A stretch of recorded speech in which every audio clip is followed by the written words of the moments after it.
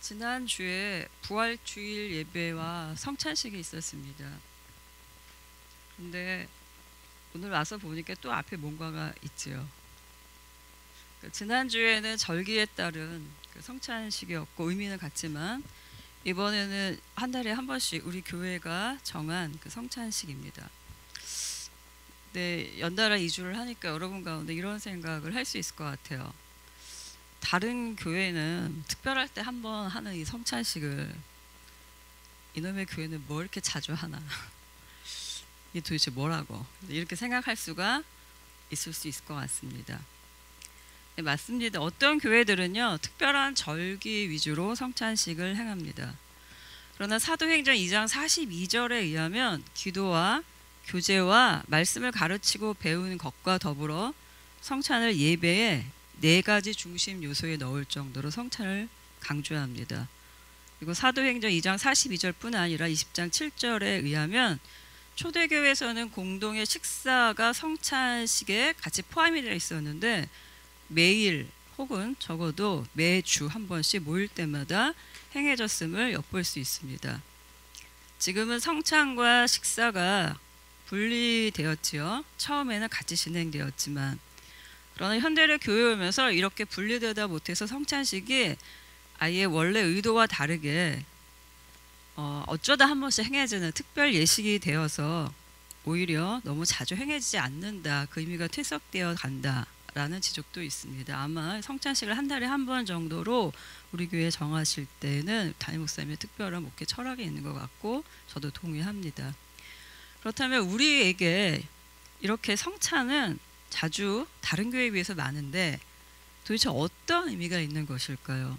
예수님은 왜 이러한 예식을 우리에게 행하라고 말씀을 하셨을까요? 오늘은 성경 본문에서 우리가 의례적으로 행하던 이 성찬식에 과연 어떤 의미가 있는지 다시 한번 정리하고 새기는 시간을 갖기를 원합니다. 오늘 본문은 고린도전서죠. 사도 바울이 고린도 교회에게 보낸 편지 내용의 일부입니다. 그 편지의 내용 중에서 성찬이 제정된 경위가 그 의미가 나옵니다. 먼저 23절에 의하면 바울이 여러분에게 전해준 것, 즉 그가 전한 복음, 또 이렇게 말하는 성찬 규례 이런 것들은 모두 그가 자기 마음대로 지어낸 것이 아니라 주님으로부터 말미암은 것이라고 밝힙니다. 즉 성찬이 출처가 확실하고 또 정당한 의례라는 것을 다시 한번 확인해 주는 것이지요. 그런데 여기서 최초의 성찬식이 거행되었던 시기를 알 수 있습니다. 바로 주 예수께서 잡히시던 밤이라는 표현이 나오죠. 출애굽기에 의하면 10가지 재앙을 통해서 하나님은 이스라엘을 애굽에서 해방시키셨습니다. 근데 마지막 날인 재앙이 바로 그 애굽 장자들의 죽음이었죠. 우리가 아까 6월절 어린 양의 피라는 그 찬양을 불렀어요. 죽음의 천사가 애굽 장자들을 칠 때 이스라엘 집은 그 죽음을 모면했습니다. 대신 희생양을 잡았죠. 어린 양을 잡아서 그 어린 양의 피를 집에 바른 그 집은 구원을 얻었습니다. 피는 죄의 대가이기도 하고 성경에서 속죄의 의미를 갖고 또 죄를 씻어내고 오염을 제거하는 그 세정의 효과 또는 오염을 정결하게 하는 효과 등으로 정리할 수가 있습니다. 예수 그리스도께서 그렇게 6월절 희생양으로 잡아 죽이심을 당해서 우리가 속죄함을 얻었다는 그런 의미의 찬양입니다. 이렇게 애굽에서 구원을 얻은 이스라엘 백성들은 그것을 기념하기 위해서 6월절 절기를 기념하지요. 먹는 음식이 있어요. 저녁에 목요일 저녁쯤에 먹는 음식이 있죠. 대신 죽은 그 희생된 어린 양의 고기를 먹고 또 무교병이라고 발효되지 않은 거친 빵을 먹습니다. 그리고 쓴 나물도 함께 먹습니다. 쓴 나물이 도대체 어떤 건지 우리가 이렇게 막연하게 성경에서 쓴 나물이라고 그러니까 뭐 쓴 나물인가 보다 하는데 성경에서 그 종류를 정확히 밝히지는 않아요. 그런데 미슈나라고 해서 유대인들이 한 AD 200년경에 쓴 구전 율법서가 있습니다. 그러니까 모세가 기록되지 않고 말로 전승한 율법서라고 생각되는 걸 모아놓은 모음집에 있는데 거기에 하면 이 쓴 나물을 대충 추론을 할 수 있습니다. 치커리, 또 상추, 그다음에 박하, 또 또 탈모에 좋은 뭐 소리쟁이라는 그 야채 이런 것들이 추정이 됩니다. 예수님도 제자들과 함께 목요일 밤에 이 유월절 식사를 하셨습니다. 그리고 몇 시간 뒤에 금요일 새벽에 잡히시지요. 그리고 처형당하고 죽으셨습니다. 그리고 다음 날인 안식일에 토요일이 지나 바로 일요일에 부활하셨죠. 본문에 의하면 이 안식일 전에 잡혀 돌아가시기 전에 목요일 날, 그러니까 유월절 식사가 시작되는 밤에 제자들과 함께 식사하실 때 예수님께서 바로 성찬의 규례를 정하십니다. 23절에서 24절에 의하면 먼저 빵에 대한 부분이 나옵니다. 주님은 빵을 이렇게 들어 올리셨습니다. 그리고 하나님께 감사 기도를 올리셨습니다. 그리고 빵을 떼어주시면서 말씀하셨습니다. 이것은 너희를 위하는 내 몸이다. 어떤 성경 사본에서는 그 앞에 형용 어구가 붙습니다. 너희를 위하여 깨어진 내 몸이다.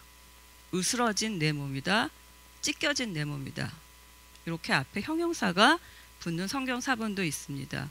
우리 성경의 밑에 각주에도 표현이 되어 있습니다. 즉 주께서 상징으로 들려오셨던 그 빵, 그 떡은 예수님이 대속하셔서 대신 찢기시고 으스러지고 죽으신 그 몸을 상징합니다. 용서함을 받은 우리들이 그 몸이 행한 속죄의 희생을 그 빵을 보며 기억하는 거죠. 25절에서도 마시는 잔에 대한 이야기가 나옵니다. 본문은 잔도 이와 같이 하시고 라는 표현이 나와요. 즉 들어서 감사 기도를 하신 다음에 말씀하시죠. 이 잔은 내 피로 세운 새 언약이다 라고 말씀하십니다. 그런데 여기서 특징적인 것이 하나 있습니다. 본문에서 성찬의 상징이 같은 종류, 같은 범주의 것으로 유비되지 않았다는 것입니다. 즉 빵과 포도주 이렇게 몸과 피가 빵과 포도주라는 음식으로 유비된 것이 아니라 이렇게 표현되어 있습니다. 빵과 잔으로 표현되어 있습니다. 예를 들어서 26절에서도 포도주가 들어갈 그 문맥에 계속 잔이라는 표현이 들어갑니다. 이 빵을 먹고 이 잔을 마실 때마다 27절에서도 주님의 빵, 주님의 잔이라고 표현합니다. 28절에서도 그 빵을 먹고 그 잔을 마셔야 된다. 계속 잔이라고 표현이 되죠. 이것은 구약을 배경으로 합니다. 시편 75편 8편에 의하면 75장 8편에 의하면 분노의 잔이라는 표현이 나옵니다. 하나님께 범죄한 자들은 하나님께서 주시는 분노의 잔을 마셔야 한다라는 표현이 시편에 나옵니다. 새번역 성경에서 이렇게 기록되어 있습니다. 주님은 거품이 있는 잔을 들고 계신다. 잔 가득히 진노의 향로가 섞여 있다. 하나님이 이 잔에서 따라주시면 이 땅에 악인은 모두 그 잔을 받아 마셔야 하고 그 찌꺼기까지도 핥아야 한다 라고 표현되어 있습니다. 즉 주께서 우리를 위해서 대신 흘리신 피를 잔으로 계속 표현하시는 것은 주님께서 죄인들이 받아야 될 그 분노의 잔을 대신 드셔주셨다는 것을 의미합니다. 우리가 인정하던 인정하지 않던 우리는 하나님의 진노의 잔을 마셔야 하는 자들이었습니다. 우리는 예수님이 오신 이후의 시대를 살고 있고 정신 차리고 보니까 예수님을 믿고 있기 때문에 별로 죄인이란 생각을 못합니다. 이미 주신 그 은혜의 산물을 누리고 있는 상황에서 비포 상태를 잘 체험을 못하지만 우리가 인정을 하든 인정을 하지 않던 그리스도가 아니라면 우리는 그 진노의 잔을 마셔야 되는 자들이었습니다. 그런데 예수님께서 우리가 마땅히 받아야 될 그 진노를 대신 받아주셨죠.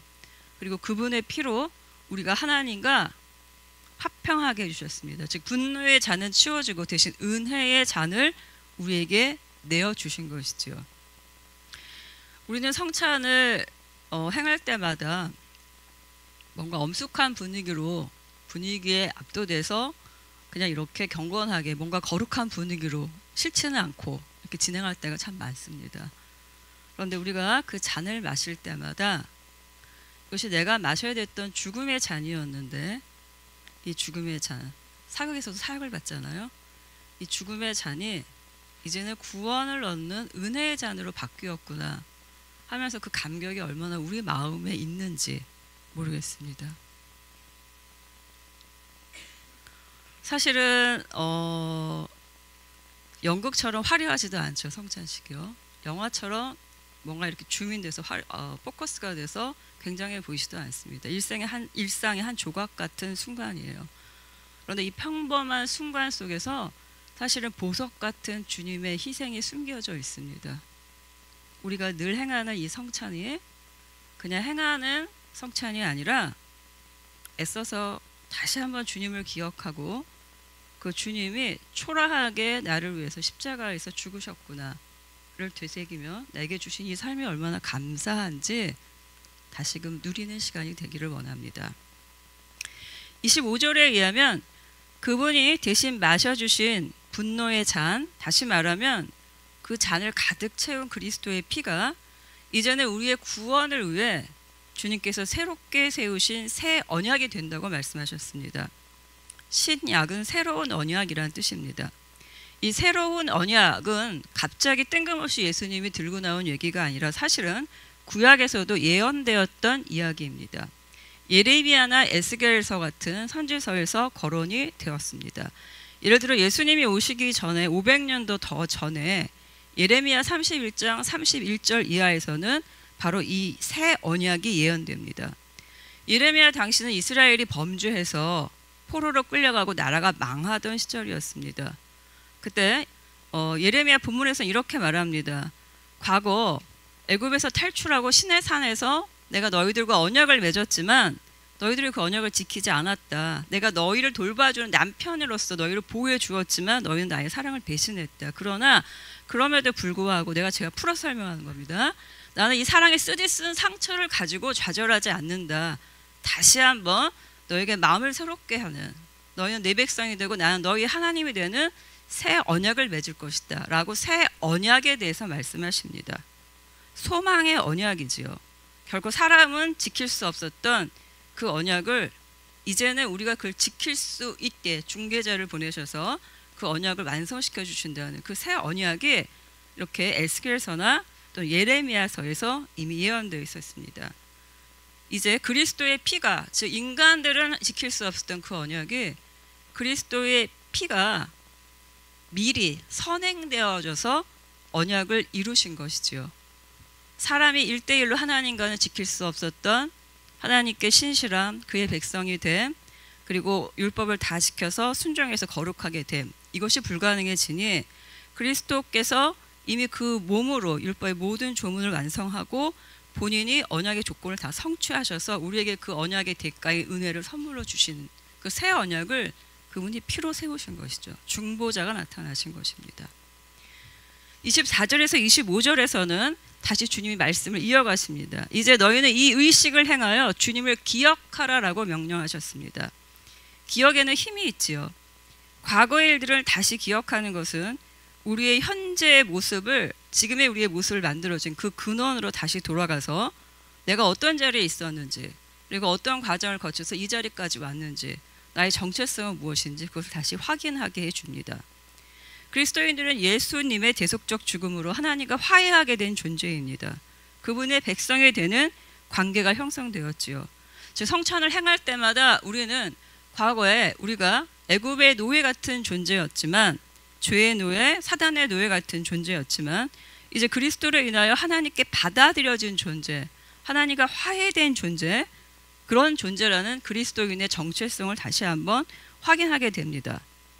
이것은 공동체가 함께 모여 진행되기 때문에 개개인의 기억의 확인뿐 아니라 공동체, 즉 교회 공동체 전체가 믿는 신자들의 모임으로서 교회가 무엇인가의 그 정체성을 다시 한번 확인하는 계기도 됩니다.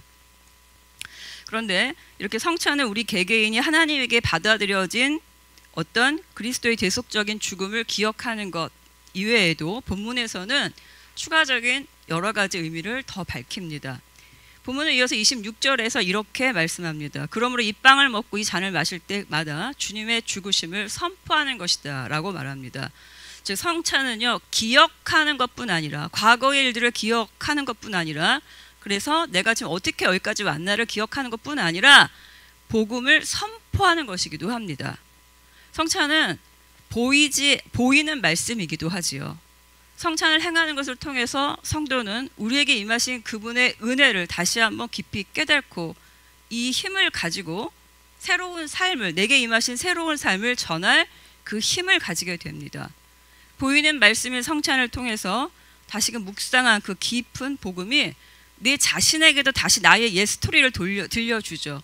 내가 하나님을 어떻게 만났고 어떻게 구원받았고 어떻게 새로운 삶을 살고 다시 이전으로 돌아가고 싶지 않다. 그걸 확인하게 해줍니다. 그리고 그것이 흘러나와서 주변에게도 보여지고 또 말하여지게 하는 힘을 갖는다는 것이죠. 그런데 본문은 이것을 주님이 오실 때까지 한다고 합니다. 주님은 죽으셨지만 그 죽음으로 그 존재가 사라지지 않으셨습니다. 주님은 부활하셨습니다. 그리고 다시 우리에게 오신다고 약속을 하셨습니다. 그러면 주님이 오실 때 우린 다 죽어서 없으면 그분을 어떻게 맞이하겠어요? 즉 주님이 다시 오신다는 얘기는 우리도 부활하여서 그분을 만날 수 있다는 이야기입니다. 영원히 더불어 그와 함께 먹고 마신다는 이야기이지요. 즉 성찬은 이 지상에서의 유한한 시간을 넘어 영원한 시간을 기대하게 합니다. 성찬을 통해 부활하신 주님이 다시 오실 것을 기대하며 이 땅의 삶을 소망을 가지고 살아가지요. 또 우리가 그분처럼 부활의 때에 그분을 만나서 영원히 누릴 미래의 천국잔치를 희망하며 소망하며 바라보게 합니다. 성찬은 이렇게 과거의 그리스도를 현재의 우리들과 연결하며 이 자리에 영으로 오신 임재하시는 현재의 그리스도를 다시 체험하게 하는 것입니다. 또한 우리 중에 임재하시는 현재의 그리스도께서 다시 오실 미래를 소망하게 합니다. 사람의 미래가 없으면 소망이 없고 소망이 없으면 살아갈 힘이 없지요. 현실을 이길 힘이 없습니다. 그리스도인들이 살아갈 수 있는 힘은 날마다 부어주시는 은혜에도 있지만 우리의 삶이 이것으로 끝나지 않고 영원까지 이어진다는 그 영원한 소망에도 있습니다. 이 한 번으로 이 생이 끝난다면 오늘 하루가 아무리 즐거워도 내일은 그 삶이 반복되지 못하고 모레도 반복되지 못한다면 언젠가는 절망의 끝을 다다르게 되겠지요. 그러나 부활하신 주님께서 다시 오시고 우리는 그분과 더불어 영원한 천국잔치 참여한다는 이 소망이 여러분한테 어떤 분들한테 공상과학령처럼 뜬금없이 들릴 수 있겠지만 저는 분명히 확신합니다. 주님께서 다시 오시고 우리가 영원의 시간을 그분과 함께 보낼 것을 말입니다. 그리고 이것은 저의 확신뿐 아니라 성경에서도 기록되고 선포된 것입니다.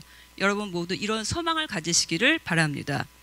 성찬이 이렇게 과거와 현재와 미래를 연결합니다.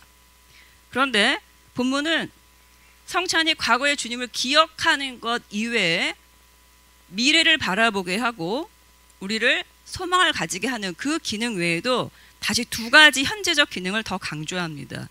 먼저 나 자신의 현재를 살피게 하는 기능을 가집니다. 27절에 의하면 본문은 이렇게 말씀하시죠. 합당하지 않게 주님의 빵을 먹거나 주님의 잔을 마시는 사람에 대해 경고를 합니다. 본문에 합당하지 않게 먹고 마시는 자라고 했을 때 합당하지 않게라는 말은 무가치하게라고도 번역됩니다. 즉 하나님의 아들이신 그리스도께서 행하신 그 희생과 구속을 무가치하게 하는 사람은 주님의 몸과 그 피를 범하는 죄를 짓는다고 경고하고 계십니다. 그리고 그러니라고 이어지는 28절의 접속사 이후에 좀 더 구체적으로 자신의 현재의 모습, 자기 성찰을 강조합니다. 즉 성경은요, 성찬에 임하는 사람은 그냥 주님의 잔을 먹고 주님의 빵을 먹으며 과거의 주님을 기억하는 것으로 끝나는 것이 아니라 현재 이 삶에서도 이 잔과 이 빵에 적합한 삶을 살아내야 된다고 말씀하고 계시는 것입니다. 내가 그런 내면을 가지고 있는지 자신을 분별해야 한다고 말씀하시는 것이죠. 성찬은 이렇게 자신의 현재를 되돌아보는 시간이어야 됩니다.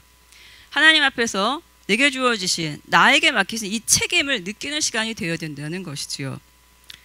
예수님의 유월절 식사 때 성만찬을 제정하실 때조차 배반자 유다가 있었습니다. 그러니 예수님과 함께 떡을 떼는 자리에도 그 마음에 다른 마음을 품은 사람이 있을 수 있다면 우리의 성찬식도 정말로 은혜의 자리이긴 하지만 모양은 여기서 먹고 마시지만 나의 마음이 어떠한지를 돌아보지 않는다면 또한 몸으로 행한 나의 선택과 행동들이 어떠해야 하는지 들여다보지 않는다면 사실은 냉정한 평가가 기다리고 있는 자리이기도 하다는 것이지요. 그래서 우리는 경고의 말씀으로 또한 주께서 사랑하시는 자를 징계하신다는 32절의 말씀처럼 사랑에서 오는 두려운 징계의 말씀으로 받아들여야 될 것입니다. 이렇게 성경은 주님의 몸과 피를 먹고 마시는 성찬이 자신의 현재를 돌아보는 자기 심사의 시간이 됨을 강조하죠. 그런데 여기서도 그치지 않고 성경 본문은 한 단계 더 나아갑니다. 나의 현재를 돌아보는 것뿐 아니라 너의 현재도 함께 돌아봐 주어야 되는 시간이라는 것을 말하고 있습니다. 29절입니다. 29절에서 몸을 분별함이 없이 먹고 마시는 사람은 자신에게 내릴 심판을 먹고 마신다고 했습니다. 그렇다면 여기서 몸은 무엇을 의미하는지 한 3가지 정도의 주장이 있습니다. 첫 번째, 여기서 몸을 분별한다 할 때 이 몸은 희생당하신 주님의 몸이다라고 주장하는 학설이 있습니다. 그런데 이것은 다음과 같은 이유로 반론이 제기되고 채택되지 않습니다. 다른 이 고린도전서의 본문에서 주님의 몸을 이야기할 때 고난당하신 그의 육체를 얘기할 때 우리를 위해 대속해 주신 그의 몸을 이야기할 때 몸만 따로 얘기하는 것이 아니라 몸과 피가 하나로 묶여서 하나의 관용어구로 표현됩니다. 27절처럼요. 그러나 29절에서는 지금 몸만 나오죠. 그래서 용어 표현의 일관성에서의 문제점이 지적이 됩니다. 두 번째, 이 몸이 몸을 분별함에 있어서라고 할 때 그럼 성도 나 개개인의 몸이 아닌가라는 해석이 있을 수가 있습니다. 즉 몸으로 행한 나의 삶의 자세를 분별함이 없이 이렇게 해석되는 것이 아닌가라는 말이 있습니다. 그런데 여기에 대해서 다음과 같은 또 주장들이 있습니다. 반대하는 주장이 있습니다. 성도 개개인이 몸으로 행한 자신의 현재를 살피다라는 것은 이미 29절 이전에 27절, 28절에서 다루고 있는 주제입니다. 거기서 이미 한번 끝난 주제고 29절 이하는 이것을 확장한 다른 범주의 이야기로 넘어가기 때문에 문맥상 끊어진다는 것이죠. 그리고 세 번째, 이렇게 문맥상 끊어진다는 얘기는 세 번째 주장, 즉 이 몸이라는 것은 주님의 몸으로서의 교회 공동체를 가리킨다라는 견해를 지지합니다. 우리 성경 각주도 그 밑에 뭐라고 표현되어 있냐면 이 몸을 교회 공동체를 의미한다라고 따로 각주로 표현하고 있습니다. 이렇게 해석되는 이유는 바로 전체 글의 문맥의 흐름 때문에 그렇습니다. 오늘의 설교 본문은 고린도 교회에게 보낸 편지인데 그 안에 성만찬에 대해서 갑자기 얘기를 하고 있거든요. 그런데 앞과 뒤에 무슨 얘기가 배치가 되냐면 성만찬의 오용에 대한 이야기가 나옵니다. 당시에 고린도 교회뿐 아니라 초대교회에서는 공동 식사와 함께 성찬이 같이 진행된다고 말씀을 드렸죠. 그런데 20절부터 보면, 그러니까 오늘 본문 앞에 20절부터 보면 교회 공동체가 함께 모여서 식사를 할 때, 즉 성찬을 할 때에 문제점들이 지적이 돼요. 그때는 지금처럼 현재와 같이 건물이 있는 것이 아니었고 교회 건물이 따로 있는 것이 아니라 각자 음식을 준비해 와서 교회 역할을 하는 한 상도의 집에 모였습니다. 그러니까 전체 성도들한테 자신의 집을 내어줄 만큼의 넉넉한 이 면적을 자랑하는 집을 가진 성도는 좀 부유한 계층에 속했겠죠. 그런데 이 성찬식을 그렇게 같이 다 음식을 준비해 와서 먹을 때 같은 시간에 온 것이 아니라 주인과 친한 그룹들, 그러니까 그 정도의 어떤 경제력을 가진 사람들, 바꿔 말하면 푸짐한 음식을 준비해 와서 미리 올 수 있을 만한 노동으로부터 시간이 자유로운 자들이 있었습니다. 그 사람들은 와서 미리 노닥거릴 수가 있었죠. 그래서 푸짐하게 차려온 그 음식을 가지고 자기들끼리 먼저 식사하고 교제하고 한바탕 이렇게 즐기는 시간을 가지고 있었죠. 마음과 형편이 맞는 부류끼리 말입니다. 당시 로마 제국은 공식적인 휴일이 없었습니다. 그래서 그 시간에 미리 올 수 없는 자들, 즉 자신의 생존을 하루에 노동으로 채워야지만 먹고 살 수 있었던 자들, 가난한 자들은 늦게 와서 이미 자리를 다 차지하고 나서 그 부자들이 좋은 자리를 다 차지하고 났으니 저쪽에 뜰 한 구석에 가서 자기가 싸운 보잘것없는 음식을 먹으며 성찬에 그냥 참여하는, 그러니까 성찬에 참여하는 그냥 형식만 치른 것이죠. 사실 그 의의는 상실된 것입니다. 그래서 그것을 바울은 지적하면서 같이 음식을 먹는다는 것은 사실 친교와 교제를 통해 영합이 시작이 되는 건데 서로가 가지고 있는 것을 나누어 먹고 기다려서 함께 진행돼야 되는 이 시간에 이 가난한 사람들이 소외되고 있음을 지적하고 있습니다. 그러니까 어떤 사람들 때문에 그야말로 성찬은 그 의미가 무색해져서 단지 그들만의 교제의 자리가 되어버린 것입니다. 그래서 오늘의 본문 성찬에 대한 이야기가 나오기 바로 전 22절부터 성찬의 오용에 대해서 질책을 하면서 그렇게 하는 사람들에게 하나님이 그렇게 하는 사람들은 하나님의 교회를 멸시하는 자다, 가난한 사람을 부끄럽게 하는 자다라고 질책을 합니다. 그러면서 29절에서 몸을 분별하라. 우리 몸은 그리스도의 몸, 그리스도는 교회의 머리이시자 교회는 그의 몸이지요. 그 몸을 분별하라 라고 말하며 이후에 문맥 끝에 33절로 가면 성찬에서 몸으로서의 교회 공동체를 다시 한번 강조합니다. 즉 앞에 한 얘기 20절, 22절 이하에서 한 얘기를 다시 거론하면서 모일 때는 먼저 와서 너희들끼리 먹지 말고 기다려서 서로 음식을 나누어 먹어 함께 교제하라고 다시 확인을 합니다. 그러니까 개개인이 나의 삶을 돌아보는 이야기가 28절까지 진행이 됐다면 29절 이하는 이제 전체 몸으로서의 교회를 돌아봐야 된다. 성찬은 그렇게 진행돼야 된다는 것을 강조하기 때문에 이때의 몸은 교회 공동체를 가리키는 그 해석이 맞습니다. 즉 성찬은 나의 현재를 살피며 성찰하는 자리입니다. 또 나의 현재를 살피는 자리뿐 아니라 나의 현재를 반성적으로 살핀다면 너의 현재, 당신의 현재를 애정으로 살펴보는 자리이기도 합니다. 그렇게 서로 연합하는 자리이지요. 그런데 오늘의 이 본문을 읽으면서 우리가 함께 빵을 먹고 함께 주님의 잔을 마시는 성찬식을 거행하는 오늘날의 우리 교회가 과연 어떠한지에 대해서 또 여러 생각이 들고 두려운 마음도 들었습니다. 꼭 함께하는 식사 자리가 아니라 할지라도 여러 가지 면에서 우리의 교제가 누군가를 제한할 수도 있기 때문입니다.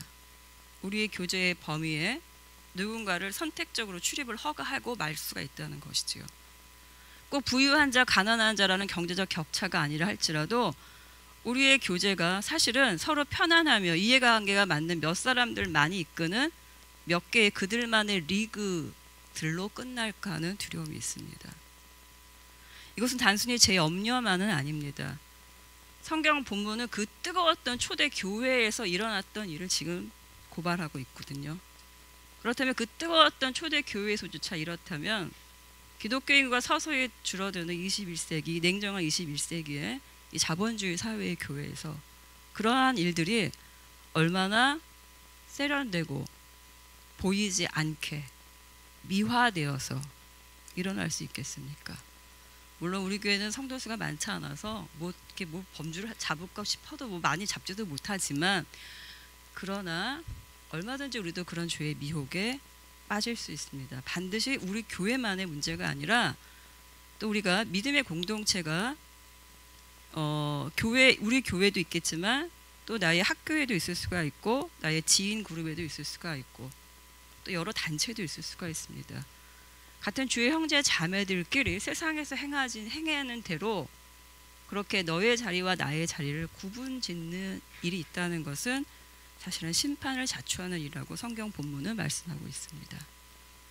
바울은 이러한 기류를 11장 18절에서 교회 분열이라고까지 표현을 하였습니다.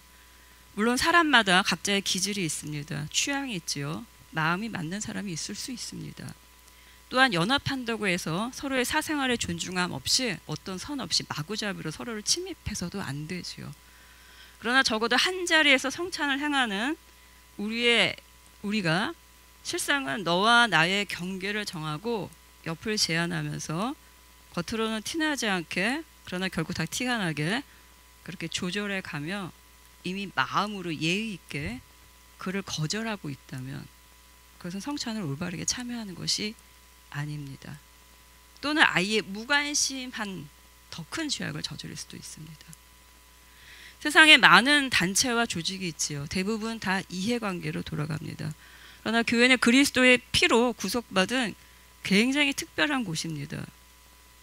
주님의 피로 사신 선택받은 귀한 나가 존재하고 또 귀한 나만큼 존귀한 그대도 존재하는 곳입니다. 나와 너로 이루어진 곳입니다. 그리고 우리의 주인은 주님이십니다. 그래서 교회는 나의 어떠한 기질이나 취향보다도 주님의 뜻이 먼저 이루어지는 곳이어야 됩니다. 따라서 본문의 성찬 예식은 교회가 가지는 특별한 우리들의 관계를 인정하고 서로를 귀하게 여기면서 성찬 예식이 진행되어야 됨을 강조하고 있습니다. 주님이 정하신 성찬은 원래 같은 한 덩어리의 빵을 서로 떼어 나누어 먹는 것이었습니다. 또 나누어 마시는 이 잔도 원래는 한 잔을 돌려가며 마시는 것이었습니다. 성찬은 주님과 연합하는 자리이며 동시에 서로가 서로에게 연합되는 자리이기도 합니다. 그렇게 서로 연합되는 집합적인 성질을 성찬 예식은 가지고 있습니다. 현대의 성찬은 식사 자리를 겸하지는 않습니다. 대부분은 예배 중에 예식이 되지요. 그러나 그 뜻과 의미는 변하지 않습니다. 오늘의 설교 제목이 주님의 몸과 피를 먹고 마시며입니다. 성찬식을 거행할 때 주로 주님이 나한테 해주신 일을 묵상하지요. 주로. 그러나 우리가 좀 시야를 확장시켜 주님이 나에게 해주신 일뿐 아니라 주님이 그에게 해주신 일, 우리에게 해주신 일 또 함께 묵상되어지기를 바랍니다. 예수님이 규례를 많이 정하신 게 별로 없어요. 뭐 제도 같은 거 많이 만들시지 않으셨지만 그래도 정하신 것 중에 특별한 케이스가 성찬식입니다. 정말 주님께서 주신 귀한 규례지요. 우리는 이 성찬을 정말 중요하게 형식적인 자리가 아니라 진실된 마음으로 참여할 수 있기를 원합니다. 그분의 몸과 피를 먹고 마시는 이 성찬이 주의 사랑으로 채워지기를 바랍니다. 또 서로 간의 사랑과 배려로 채워지기를 원합니다. 그래서 한 달에 한 번 하는 우리의 이 성찬이 우리에게 앞으로 펼쳐질 이 녹록하지 않은 시간들, 사람들 속에 섞여 들어가서 그 안에서 생존해야 되는 그 전쟁터 같은 삶에 함께 나누고 교제하는 이 성찬이 앞으로의 한 달을 또 한 번 살아갈 힘을 얻는 시간이 되기를 축원합니다. 아멘. 함께 기도하겠습니다.